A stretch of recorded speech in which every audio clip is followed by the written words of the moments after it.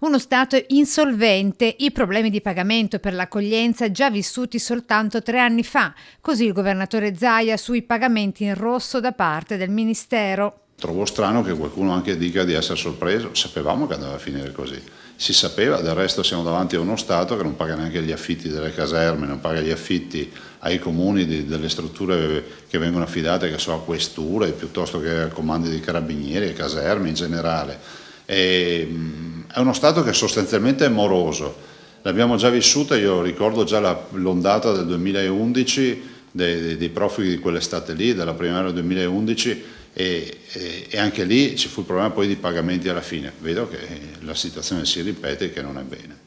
Dai profughi all'arrivo in Veneto di altre 500.000 persone, ma stavolta si parla delle penne nere. L'argomento è la donata del Piave 2017, fortemente voluta dalla Regione Veneto, dice Zaia. Abbiamo tifato perché fosse scelta Treviso, fosse scelto il Veneto e la sosteniamo, come abbiamo sostenuto tutte le adunate in Veneto, e per noi sarà una grande occasione di celebrare l'anniversario della Grande Guerra, ma di celebrare, lasciatemelo dire, l'alpinità, perché per noi alpinità significa volontariato, mettersi a disposizione del prossimo in una terra come il Veneto che ha un volontario ogni 5 persone.